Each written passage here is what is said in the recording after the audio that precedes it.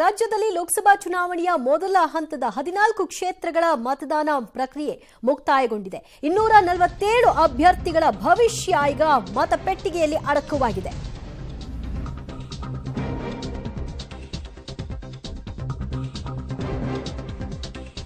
ರಾಜ್ಯದಲ್ಲಿ ಲೋಕಸಭಾ ಚುನಾವಣೆಯ ಮೊದಲ ಹಂತದ ಮತದಾನ ಪ್ರಕ್ರಿಯೆ ಅಂತ್ಯಗೊಂಡಿದೆ. ಮತಯಂತ್ರವನ್ನ ಸೇರಿವೆ 14 ಕ್ಷೇತ್ರಗಳ 247 ಅಭ್ಯರ್ಥಿಗಳ ಭವಿಷ್ಯ.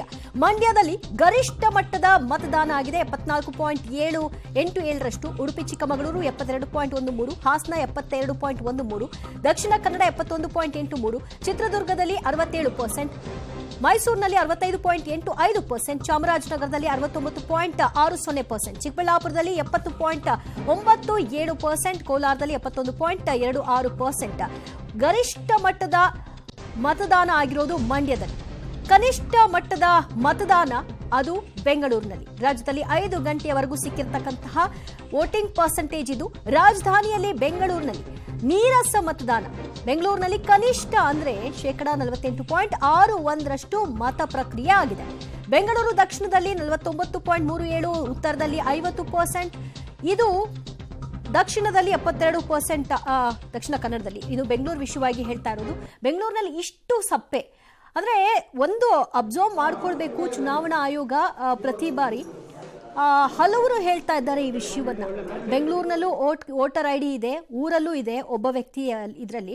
ಸೊ ಎಲ್ಲರೂ ಕೂಡ ಊರುಗಳಿಗೆ ಹೋಗಿ ವೋಟ್ ಮಾಡ್ತಾ ಇದ್ದಾರೆ. ಹಾಗಾಗಿ ಬೆಂಗಳೂರಿನಲ್ಲಿ ಖಾಲಿ ಹೊಡಿತಾ ಇದೆ ಅಂತ. ಸೊ ಅದನ್ನು ಒಂದು ಸ್ವಲ್ಪ ಗಮನಿಸ್ಕೊಂಡ್ರೆ, ಎರಡೂ ಕಡೆ ಇರೋದನ್ನ ತೆಗೆಸಿದ್ರೆ ಬಹುಶಃ ಇದೆಲ್ಲವೂ ಕೂಡ ಬ್ಯಾಲೆನ್ಸ್ ಆಗುತ್ತೆ ಅಂತ ಕಾಣಿಸುತ್ತೆ. ಅಲ್ಲಿ ನೋಡಿ, ಓಡೋಡಿ ಬರ್ತಾರೆ ಕೊನೆ ಕ್ಷಣಕ್ಕೆ. ಯಾಕೆ ಆ ರೀತಿಯ ಪರಿಸ್ಥಿತಿ? 6 ಗಂಟೆವರೆಗೂ ಯಾಕೆ ಇಟ್ಕೊಳ್ತೀರಿ? ಅಲ್ಲಿವರೆಗೂ ಬೆಳಗ್ಗೆ 7 ಗಂಟೆಯಿಂದ 6 ಗಂಟೆವರೆಗೂ ಒಂದು ಅರ್ಧ ಗಂಟೆ ಸಮಯ ಸಿಕ್ಕಲ್ವಾ? ಹೆಂಗೆ ನೋಡಿ, ಕೆಲವರು ಕೆಲಸಕ್ಕೆ ಹೋಗಿರ್ತಾರೆ, ಬಟ್ ಕೆಲಸಕ್ಕೆ ಹೋಗೋ ಮುಂಚಿತವಾಗಿ ಅಟ್ಲೀಸ್ಟ್ ವೋಟ್ ಮಾಡಬಹುದು. ಯಾರು ಕೂಡ ಅಷ್ಟು ಅರ್ಲಿಯಾಗಿ ಬಂದು ವೋಟಿಂಗ್ ಕ್ಯೂ ನಿಲ್ಲಲ್ಲ. ಅಲ್ಲಿ ಅಷ್ಟು ಕ್ಯೂ ಕೂಡ ಇರೋದಿಲ್ಲ. ನೋಡಿ ಅಲ್ಲಿ ದೃಶ್ಯದಲ್ಲಿ ಕೆಲವರು 6 ಗಂಟೆಗೆ ಇನ್ನೇನು ಕೊನೇ ಕ್ಷಣ ಇದೆ ಅನ್ನೋ ಹಾಗೆ ಬರ್ತಾ ಇದ್ದಾರೆ. ಆ 6 ಗಂಟೆಯ ಒಳಗೆ ಯಾರ್ಯಾರು ಬರ್ತಾರೋ ಅವ್ರಿಗೆ ಮಾತ್ರ ವೋಟಿಂಗಿಗೆ ಅವಕಾಶ. ಆ ನಂತರದಲ್ಲಿ ಬರೋರಿಗೆ ಯಾರಿಗೂ ಅವಕಾಶ ಇರಲ್ಲ. ಅದು ಗೊತ್ತಿದ್ದೂ ಕೂಡ ಒಂದು ಪ್ರಯತ್ನ ನೋಡೇ ಬಿಡೋಣ ಅಂತ ಕೊನೆ ಗಳಿಗೆಗೆ ಬರ್ತಾರೆ. ಮತ ಚಲಾವಣೆಯನ್ನು ಮಾಡಲಿಕ್ಕೆ ಪ್ರಯತ್ನವನ್ನು ನಡೆಸ್ತಾರೆ. ಸೊ ಇದು ಸರ್ವೇ ಸಾಮಾನ್ಯವಾಗ್ಬಿಟ್ಟಿದೆ. ನೋಡಿ ಮಂಡ್ಯದಲ್ಲಿ ಯಾವ ರೀತಿಯಾಗಿ ದಾಖಲೆಯ ಮತ ಪ್ರಮಾಣ ಆಗಿದೆ ಅಂತ ಮತ್ತಷ್ಟು ಮಾಹಿತಿ ಕೊಡ್ತಾರೆ ನಮ್ಮ ಪ್ರತಿನಿಧಿ ಸುಕೇಶ್. ಸುಕೇಶ್, ಬೆಂಗಳೂರಿನ ಮಂದಿ ಯಾವಾಗಲೂ ಕೂಡ ಈ ರೀತಿಯ ನೀರಸ ಮತದಾನಕ್ಕೆ ಕಾರಣರಾಗ್ತಾ ಇದ್ದಾರೆ. ಸೊ ಈ ಸಲಿಯೂ ಕೂಡ ಅದನ್ನೇನು ಸುಳ್ಳು ಮಾಡಿಲ್ಲ. ಯಾಕೆ ಹೀಗಾಗ್ತಾ ಇದೆ ಅಂತ? ಇದ್ರ ಜೊತೆ ಒಂದು ಸ್ಪಷ್ಟ, ಬೆಂಗಳೂರಿನ ಜನರಿಗೆ ವಿಶೇಷವಾಗಿ ಮತದಾನಕ್ಕೆ ಸಿಗುವಂತಹ ರಜಾ ತಮ್ಮ ಖಾಸಗಿ ಓಡಾಟಕ್ಕೆ ಸಿಕ್ಕಂಥ ರಜಾ ಅನ್ನುವಂಥ ರೀತಿಯಲ್ಲಿ ಹೊರಗಡೆ ಹೋಗುವಂಥದ್ದು, ಹೀಗೆ ಬೇರೆ ಬೇರೆ ಪ್ರಕ್ರಿಯೆಯಲ್ಲಿ ಭಾಗವಹಿಸ್ತಾರೆ ಅನ್ನುವಂಥದ್ದು. ಜೊತೆಗೆ ಬೇರೆ ಬೇರೆ ಕಾರಣಗಳು ನೀಡ್ತಾರೆ. ಒಂದು, ಅವರು ಮನೆಗಳನ್ನು ಅಥವಾ ವಿಳಾಸಗಳನ್ನ ಬದಲಿಸಿದಾಗ ಅದೇ ಬೂತಲ್ಲಿದ್ದರೂ ಕೂಡ ಕೆಲವು ಡಿಲೀಟ್ ಆಯಿತು ಅನ್ನುವಂಥದ್ದು, ಮತ್ತೆ ಕೆಲವನ್ನ ಬೇರೆ ಕಡೆಗೆ ಬೈಫರಿಕೇಟ್ ಮಾಡಿ ಶಿಫ್ಟ್ ಮಾಡಿದ್ದಾರೆ ಅನ್ನುವಂಥ ಅಪವಾದಗಳು, ಹೀಗೆ ಒಂದಷ್ಟು ಸಣ್ಣ ಪುಟ್ಟ ಅಪವಾದಗಳು ಕೂಡ ಕೇಳಿ ಬರ್ತವೆ. ಪ್ರತಿ ಚುನಾವಣೆಯಲ್ಲೂ ಕೂಡ ಬೆಂಗಳೂರಿನಲ್ಲಿ ಇದು ಹೊಸತೇನೂ ಅಲ್ಲ. ಆದರೂ ಕೂಡ ಬಹುತೇಕರು ಗೈರಾಗುವಂಥದ್ದೇ ಜಾಸ್ತಿ ಕಾಣಿಸುತ್ತೆ. ಕಾರಣ ಏನಂದರೆ, ಈ ಬಾರಿ ಕೂಡ ವೀಕೆಂಡಲ್ಲಿ ಬಂದಿದೆ ಅಂತ. ಇವತ್ತು ಶುಕ್ರವಾರ, ನಾಳೆ ಶನಿವಾರ, ಭಾನುವಾರ. ಬಹುತೇಕ ಇವತ್ತಿನ ರಜವನ್ನು ಬಳಸ್ಕೊಂಡ್ರೆ ನಾಳೆ ನಾಡಿದ್ದು ರಜಾ. ಅಂದರೆ ಅಲ್ಲಿ ಆ ಲೆಕ್ಕ 4 ಸ್ಯಾಟರ್ಡೆ ಲೆಕ್ಕ ಹಾಕಿದಾಗ 3 ದಿನದ ರಜವನ್ನು ಎಲ್ಲಿ ಬೇಕಾದ್ರೂ ಹೋಗ್ಬೋದು ಅನ್ನೋಂಥ ಲೆಕ್ಕಾಚಾರದಲ್ಲಿ ಔಟಿಂಗ್ ಹೋದ್ರೆ ಹಾಗಾದ್ರೆ ಅನ್ನುವಂಥದ್ದು ಪ್ರಶ್ನೆ. ಪ್ರತಿ ಬಾರಿಯೂ ಜಾಗೃತಿ ಮೂಡಿಸ್ತಾರೆ. ಪ್ರತಿ ಬಾರಿಯೂ ಬೆಂಗಳೂರಲ್ಲಿ ಹೆಚ್ಚು ಮತದಾನ ಆಗಬೇಕು ಅಂತಾರೆ, ಹೆಚ್ಚು ವಿದ್ಯಾವಂತರಿರುವಂತಹ ಬೆಂಗಳೂರು ಅಂತಾರೆ. ಇವೆಲ್ಲದರ ಮಧ್ಯೆಯೂ ಕೂಡ ಪ್ರತಿ ಬಾರಿಯೂ ಕೂಡ ಮತದಾನ ಕಡಿಮೆಯೇ ಆಗ್ತಾ ಇರೋದು. ಯಾಕೆ? ಪ್ರಜ್ಞಾವಂತರು, ವಿದ್ಯಾವಂತರು ಅನ್ಸ್ಕೊಂಡವರು ಕೂಡ ಮತದಾನದ ತಮ್ಮ ಒಂದು ರೈಟ್ಸನ್ನು ಯಾಕೆ ಚಲಾಯಿಸಕ್ಕೆ ಬರ್ತಾ ಇಲ್ಲ ಅನ್ನುವಂಥದ್ದು ಕೂಡ ಪ್ರಶ್ನೆ ಆಗುತ್ತೆ. ಆದರೆ ಇದಕ್ಕೆ ಸ್ವತಃ ಮತದಾರಗಳೇ ಉತ್ತರ ಕಂಡುಕೊಳ್ಬೇಕು ಹೊರತು ಕಟ್ಟುನಿಟ್ಟಿನ ಕಾನೂನು, ಕಡ್ಡಾಯ ಮತದಾನ ಅದೇನೇ ಹೇಳ್ಬೋದು, ಅದರಷ್ಟು ಸುಲಭ ಅನ್ನೋದು ಕೂಡ ಪ್ರಶ್ನೆ. ಆದರೂ ಕೂಡ ತಮ್ಮ ಮನಸ್ಸಾಕ್ಷಿನ ತಾವು ಕೇಳ್ಕೊಂಡಾಗ ಮತ ಹಾಕಿದ್ರಾ ಇಲ್ಲ ಅನ್ನೋದ್ರ ಮೇಲೆ ಎಲ್ಲವೂ ಕೂಡ ತೀರ್ಮಾನ ಆಗುವಂಥದ್ದು. ದಿವ್ಯಜ್ಯೋತಿ, ಈ ಬೆಂಗಳೂರಿನಲ್ಲಿ ಒಂದು ಉಡಾಫೆ ನಾವು ನೋಡ್ತೀವಿ, ಎಲ್ಲರಲ್ಲೂ ಅಲ್ಲ ಕೆಲವರಲ್ಲಿ ಹೇಳ್ತಾ ಇರೋದು, ನನ್ನ ಒಂದು ಮತದಿಂದ ಏನು ಚೇಂಜಸ್ ಆಗ್ಬಿಡುತ್ತಾ, ನಾನು ಒಂದು ವೋಟ್ ಹಾಕ್ಲಿಲ್ಲ ಅಂದ್ರೆ ಏನು ದೊಡ್ಡ ಇಂಪ್ಯಾಕ್ಟ್ ಆಗ್ಬಿಡುತ್ತಾ ಅಂತ ಕೇಳ್ತಾರೆ. ಆಮೇಲೆ ಈ ರಜೆಗಳನ್ನ ಕೊಟ್ಟಿರೋದ್ರ ವಿಷಯವಾಗಿ ಬರೋದಾದ್ರೆ, ರಜಾ ಕೊಟ್ಟಿರೋದೇ ವೋಟ್ ಹಾಕಿ ಅಂತ. ಆದರೆ ಇದನ್ನ ಸದ್ಬಳಕೆ ಮಾಡ್ಕೊಳ್ಳೋದು ಕೆಲವರಲ್ಲಿ ಕಾಣಿಸುತ್ತೆ, ಬಂದು ವೋಟ್ ಮಾಡಿ ಹೋಗಬಹುದು ಅಂತ.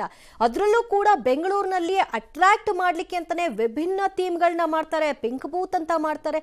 ಇಷ್ಟೆಲ್ಲ ಬೆಂಗಳೂರಿನವ್ರನ್ನ ಆಕರ್ಷಿಸ್ಬೇಕಾ?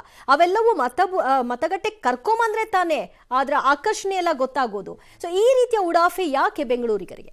ಖಂಡಿತ ಜೊತೆ ಮತಗಟ್ಟೆಗೆ ಕರ್ಕೊಬರೋದಕ್ಕಿಂತ ಮತಗಟ್ಟೆಗೆ ಅವರಾಗಿ ಬರಬೇಕು, ಯಾಕಂದ್ರೆ ಬರಬೇಕಾಗಿರುವಂಥದ್ದು ಅವರ ಕರ್ತವ್ಯ ಅದು. ಆದರೆ ಅದನ್ನೇ ಅವ್ರು ಪಾಲಿಸುವಲ್ಲಿ ವಿಫಲರಾಗ್ತಾರೆ ಅಂದ್ರೆ ಅವರು ತಮ್ಮದೇ ಆದ ಆಸಕ್ತಿಗಳ ಕ್ಷೇತ್ರದಲ್ಲಿ ಇದ್ದಾರೆ ಎನ್ನುವಂಥದ್ದು. ಅಂದ್ರೆ ಒಂದು ಮತದಿಂದ ಸರ್ಕಾರ ಬಿದ್ದಂಥ ಉದಾಹರಣೆ ಇದೆ ದೇಶದಲ್ಲಿ. ಒಂದು ಮತದಿಂದ ಸೋತಂತವರು ರಾಜಕೀಯವಾಗಿ ಸುಧಾರಿಸಿಕೊಳ್ಳಕ್ಕೆ ಆಗದೇ ಇದ್ದಂತಹ ಇತಿಹಾಸವೂ ಇದೆ. ಯಾರು ಸೋತರು, ಯಾವ ಸರ್ಕಾರ ಬಿತ್ತು ಅನ್ನೋದಕ್ಕಿಂತಲೂ ಕೂಡ ನಮಗೆ ಬೇಕಾದಂಥ ಅಭ್ಯರ್ಥಿಯ ಆಯ್ಕೆಯಲ್ಲಿ ನನ್ನ ಪಾತ್ರ ಏನು ಅನ್ನುವಂಥದ್ದು ಪ್ರಮುಖವಾಗುತ್ತೆ. ಮತ್ತು ಸೂಕ್ತವಾದ ಅಭ್ಯರ್ಥಿಯ ಆಯ್ಕೆಯಲ್ಲಿ ನಮ್ಮ ಒಂದು ಮತವು ಎಷ್ಟು ಪ್ರಮುಖ ಅನ್ನುವಂಥದ್ದು ಕೂಡ ಅಷ್ಟೇ ಪ್ರಾಮುಖ್ಯತೆ ಪಡೆದುಕೊಳ್ಳುತ್ತೆ. ಆದರೆ ಇದರ ಬಗ್ಗೆ ಮತದಾರರು ಯೋಚನೆ ಮಾಡದ ಹೊರತು ಖಂಡಿತವಾಗಿಯೂ ಕೂಡ ಕಡ್ಡಾಯ ಮತದಾನ ಮಾಡಿಸಿ ಅಂದ್ರೆ ಹಿಡ್ಕೊಂಡು ಬಂದು ಕೈಕಾಲು ಕಟ್ಟಿ ಹೊತ್ಕೊಬಂದು ಮತ ಹಾಕ್ಸಕ್ಕಂತೂ ಸಾಧ್ಯ ಇಲ್ಲ, ಅಥವಾ ಪೊಲೀಸ್ ಎಸ್ಕಾರ್ಟ್ ಮಾಡಿ ಹಿಡ್ಕೊಬಂದು ಮತ ಹಾಕ್ಸೋಕ್ಕೂ ಸಾಧ್ಯ ಇಲ್ಲ. ಯಾರನ್ನು ಮಾಡಬೇಕಾಗಿರೋದು ಇಷ್ಟೇ, ಪ್ರತಿಯೊಬ್ಬರು ಮತ ಹಾಕಬೇಕಾದ್ರು ನನ್ನ ಬೂತ್ ನನ್ನ ಲಿಮಿಟಲ್ಲಿ ನಾನು ಇದ್ದೀನಿ, ನನ್ನ ಊರಲ್ಲಿ ತೀರಾ ಅನಿವಾರ್ಯ ಕಾರಣಕ್ಕಾಗೋ ಅನಾರೋಗ್ಯದ ಕಾರಣಕ್ಕಾಗೋ ಇನ್ಯಾವುದೋ ಅನಿರೀಕ್ಷಿತ ಕಾರಣಕ್ಕಾಗೋ ಇನ್ನೆಲ್ಲ ಹೋಗಿ ಮತ ಆಗದೇ ಇರುವಂಥ ಸ್ಥಿತಿಯು ಬರಬಹುದು, ಬಂದಿರಬಹುದು. ಅದು ಕೆಲವೇ ಬೆರಳೆಣಿಕೆಯ ಸಂಖ್ಯೆ ಆಗ್ಬೋದು ಒಂದು ಬೂತಿಗೆ ಬಂದರೆ. ಆದರೆ ಈ ರೀತಿ ಪರ್ಸೆಂಟೇಜ್ ವೈಸ್ 50% ರೀಚ್ ಆಗಲ್ಲ. ಬೆಂಗಳೂರಂತಹ ಮಹಾನಗರದಲ್ಲಿ ಮನೆ ಅಂಗಳದಲ್ಲೇ ಬೂತ್ ಸಿಗ್ತವೆ. ಈ ಹಳ್ಳಿಗಾಡು ಥರ ಗುಡ್ಡಗಾಡು 1 ಕಿಲೋಮೀಟರ್ 2 ಕಿಲೋಮೀಟರ್ 5 ಕಿಲೋಮೀಟರ್ ಕಾಡು ಗುಡ್ಡ ಬೆಟ್ಟ ಬೇರೆ ಕಡೆ ಹೋಗಬೇಕು, ಆ ಪರಿಸ್ಥಿತಿ ಅಂತೂ ಇಲ್ಲ. ಇವೆಲ್ಲವನ್ನೂ ಅರ್ಥ ಮಾಡ್ಕೊಂಡು ಮತ ಚಲಾಯಿಸಬೇಕಾಗಿದ್ದಂಥದ್ದು ಅವರ ಕರ್ತವ್ಯ ಕೂಡ. ರಾಜ್ಯದ ಉದ್ದಾಗಲಕ್ಕೂ ನೋಡಕ್ಕೆ ಹೋದ್ರೆ ಬೇರೆ ಬೇರೆ ಕಡೆ ಬೇರೆ ಬೇರೆ ಫಲಿತಾಂಶ ಇದೆ. ಅಲ್ಲೂ ಕೂಡ ಗ್ರಾಮೀಣ ಭಾಗದಲ್ಲೇನು ದೊಡ್ಡ ಮಟ್ಟಿಗೆ ನಮ್ಮ ಮತದಾನ ಆಗಿದೆ ಅಂತಿಲ್ಲ. ಅಟ್ಲೀಸ್ಟ್ ಬೆಂಗಳೂರಿನಲ್ಲಿ ಪ್ರಜ್ಞಾವಂತರಿರುವಂಥಲ್ಲಿ ತಮ್ಮ ಮನೆಯ ಕೂಗಳತೆ ದೂರದಲ್ಲಿ ಬೂತ್ ಇರುವಂಥ ಕಡೆಗಳಲ್ಲೂ ಕೂಡ ಈ ರೀತಿ ಜನ ನಡೆದುಕೊಳ್ಳುವಂಥ ರೀತಿ ಮತವನ್ನು ಹಾಕ್ತಾ ಇರುವಂಥದ್ದು ನಿಜಕ್ಕೂ ಒಂದು ರೀತಿಯ ಅದ್ರ ಬಗ್ಗೆ ಮಾತಾಡಲಿಕ್ಕೆ ಸಂಕೋಚ ಆಗುವಂಥ ವಿಚಾರ ಕೂಡ. ದಿವ್ಯಜ್ಯೋತಿ, ಥ್ಯಾಂಕ್ ಯು ಸುಖೇಶ್ ನಿಮ್ಮೆಲ್ಲ ಮಾಹಿತಿಗೆ. ಎಸ್, ಒಂದು ಪಾಯಿಂಟ್ ಅವ್ರು ಹೇಳ್ತಾ ಇದ್ರು, ಬೆಂಗಳೂರಿನಲ್ಲಿ ಹೆಜ್ಜೆ ಹೆಜ್ಜೆಗೂ ಬೂತ್ಗಳಿದೆ. ಮನೆಯಿಂದ ಹೊರಗೆ ಬಂದ್ರೆ ಆ ರಸ್ತೆ ಬದಿಯಲ್ಲೇ ಒಂದು ಬೂತ್ ಇರುತ್ತೆ. ಅಂತಹ ಪರಿಸ್ಥಿತಿ ಇದ್ರೂ ಬೆಂಗಳೂರಿಗರಿಗೆ ಹೋಗಿ ವೋಟ್ ಮಾಡೋಕ್ಕಾಗಲ್ಲ ಅಂದ್ರೆ ಹೇಗೆ?